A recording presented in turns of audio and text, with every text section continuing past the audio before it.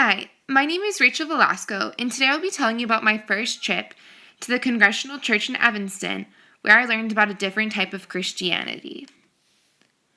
After being raised Catholic my entire life, I began to become upset with the way Christianity had become displayed within our society. People had begun to use religion as an excuse to persecute others, and that really upset me. Christians were beginning to get the reputation for harboring hate, when the main goal of religion is to love.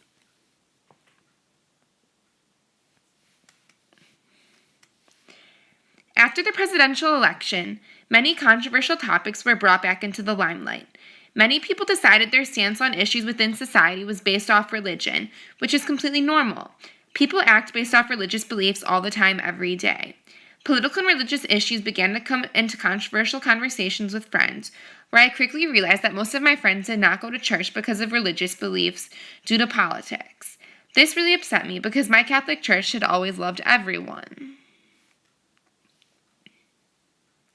Then one day I stumbled upon the First Congregational Church in Evanston, which really intrigued me. I learned about the background of the church. The church was unlike anything I had ever seen before. It had a gay flag hanging outside, with a sign saying that all were welcome. The church was founded in 1869 after settlers from England moved to America for a better life. Congregationalism began in England, in its sake from the Pilgrims. Since the Pilgrims came to America in search for this better life, to seek freedom from religious persecution, the church wanted to carry this ideology. Their church was constructed in 1870. At the time, Evanston was a rural area. The town was very small with a tiny population consisting from mostly farmers. Hinman Avenue, where the church has been located for 147 years, was a dirt road. In 1884, a fire burnt the original church to the ground. The church originally had a Gothic structure. After the fire, they began to reconstruct a new church in the same location off of Hinman Avenue. The next church would have a Romanesque-inspired architecture. After the fire, the church hired Tillman and Watson to rebuild the church in early 1900s. After the congregation decided that once again they would like to reorder this church to be able to seat more members of the congregation. Then the church decided to use Tillman and Watson and have them design. The old structure was torn down and rebuilt in 1927. Tillman and Watson were inspired by the colonial revival architecture and decided to base their designs for the church off that.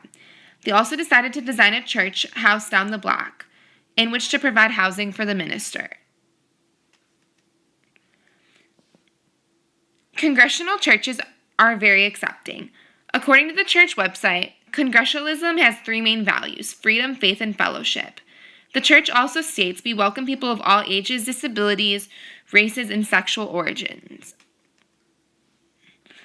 Congregationalism does have many different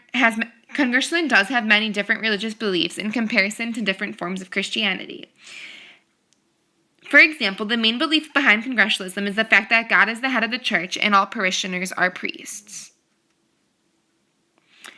The church also has a peace garden. The peace garden offers a place of memorial for those who would like to be remembered.